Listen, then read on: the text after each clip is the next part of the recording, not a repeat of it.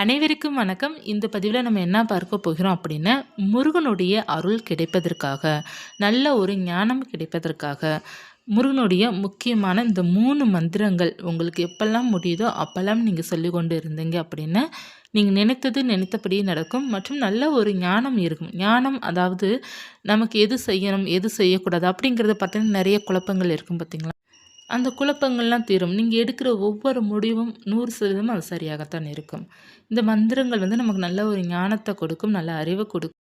உங்களுடைய வாழ்க்கையில நல்ல மாற்றத்தையும் கொடுக்கும். என்னென்ன மந்திரங்கள் நம்ம சொல்ல வேண்டும்? அனுதினமும் முருகனுக்கு சொல்ல வேண்டிய மந்திரம் என்னென்ன அப்படின்னா, முக்கியமான மந்திரங்கள் என்ன அப்படிங்கிறத பார்க்கலாம். அதாவது முருகனுக்கு காயத்ரி மந்திரம் நம்ம அடிக்கடி சொல்வது ரொம்ப நல்லது.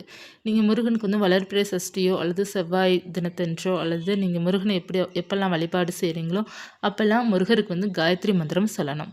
எத்தனை முறை சொல்ல வேண்டும் அப்படின்னா, நம்ம 6 முறை, 3 முறை, 9 முறை, 11, 21 இந்த மாதிரி எண்ணிக்கையில் தான் எப்போதுமே நம்ம சொல்ல வேண்டும்.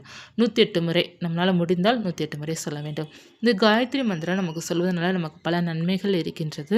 முருகனுடைய ஆசீர்வாதம் நமக்கு நேரடியாக நமக்கு கிடைக்கும். மிக மிக சக்தி வாய்ந்த மந்திரம் எதுன்னு கேட்டாலே காயத்ரி மந்திரம் தான். ஒவ்வொரு இறைவனுக்கும் உகந்த காயத்ரி மந்திரத்தை நம்ம அனுதினமும் சொல்லும்போது நமக்கு நல்ல பலன் கிடைக்கும். இந்த காயத்ரி மந்திரம் நீங்கள் சொல்லும்போது பூஜை செய்துட்டு சொல்கிறீங்க அப்படின்னா ரொம்ப சிறப்பாக இருக்கும். எப்போதுமே இந்த மந்திரங்கள் சொல்லும்போது நம்ம வெறுமன தரையில் உட்காந்து சொல்லாமல் ஒரு மேட்டோ அல்லது ஒரு டவலோ போட்டு உட்காந்து சொல்வது ரொம்ப சிறப்பாக இருக்கும். எண்ணிய காரியங்கள் எண்ணியபடியே நடக்கணும் அப்படின்னா மூல மந்திரத்தை நம்ம சொல்லணும்.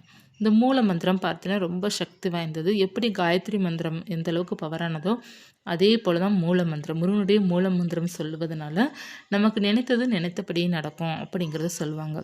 ரொம்ப நல்ல ஒரு மாற்றத்தை கொடுக்கக்கூடியது மூல மந்திரம். அடுத்து பார்த்தீங்கன்னா கந்தர் அனுபூதியில் கடைசி பாடல் 51வது பாடல் உருவாய் வருவாய்ன்னு இருக்கும். அந்த 4 வரி பார்த்தீங்கன்னா ரொம்ப ரொம்ப சக்தி வாய்ந்தது. இந்த 4 வரி சொன்னாலே போதும், நமக்கு ரொம்ப நல்ல பலன் கொடுக்கும். இப்போ என்னால் 4 வரியும் உடனே சொல்ல முடியாது, பார்த்து தான் சொல்ல முடியும், மனசில் வச்சு சொல்ல முடியாது அப்படின்னா 4வது லைன் மட்டும், அந்த 4 வரி இருக்கும், அந்த 4வது வரியை மட்டும் நீங்கள் சொன்னால் போதும். அந்த வரியை சொன்னாலே பார்த்தீங்கன்னா முருகனுடைய அருள் நமக்கு பரிபூர்ணமாக கிடைக்கின்ற ஒரே பாடல் கந்தர் அனுபூதியில் கடைசி பாடல் தான். எல்லாருமே இந்த பாடல் தொடர்ந்து இப்போ சொல்லி கொண்டு தான் இருக்கிறாங்க. அண்ட் ரொம்ப நல்லது. நம்ம சொல்ல சொல்ல சொல்ல சொல்ல நமக்கு அந்த அளவுக்கு ஞானம் கிடைக்கும். முருகனை உணர முடியும்.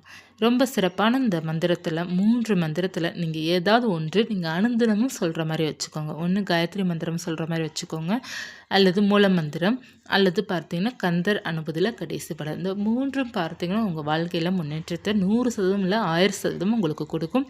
நினச்சபடி நடக்கும். முருகனை உணர முடியும். ரொம்ப திருப்தியாக இருக்கும். உங்களுடைய பூஜையை பார்த்தீங்கன்னா திருப்தியாக இருக்கும். இந்த மந்திரங்கள் சொல்லிவிட்டு நீங்கள் பூஜை செய்யும்போது உங்களுக்கு நம்ம நல்லா பூஜை செய்திருக்கிறோம் அப்படிங்கிற ஒரு மன சந்தோஷம் உங்களுக்கு கிடைக்கும். இந்த மந்திரங்கள் பார்த்திங்கன்னா நம்ம எப்போல்லாம் சொல்ல வேண்டும் அப்படின்னா, காலை சொல்லலாம், மாலை சொல்லலாம். இந்த பாடல் கந்தர் அனுபூதி பாடல் நீங்கள் எப்போ வேண்டுமானாலும் சொல்லலாம். இதற்கு நீங்கள் குளிக்கணும் செய்யணுங்கிற அவசியம் கூட கிடையாது. ஆனால் காயத்ரி மந்திரம் சொல்லும்போதோ மூல மந்திரம் சொல்லும்போதோ நம்ம சுவாமி கும்பிடும்போது மட்டும் நம்ம சொல்வது ரொம்ப நல்லது. நம்ம எப்போயுமே சொல்லலாம், தவறு கிடையாது. ஆனால் ரொம்ப பவராக இருக்கிறது காயத்ரி மந்திரமும் மூல மந்திரம் தான். அதிகப்படியான பவர் கொண்ட மந்திரம் இந்த மந்திரங்கள். இப்போ கந்தர் அனுபூதியில் அந்த பாடல் நான் கொடுத்துருக்குறேன். அதில் 4 வரியில் 4வது லைன் சொன்னால் கூட போதும். குருவாய் வருவாய் அருள்வாய் குகனே.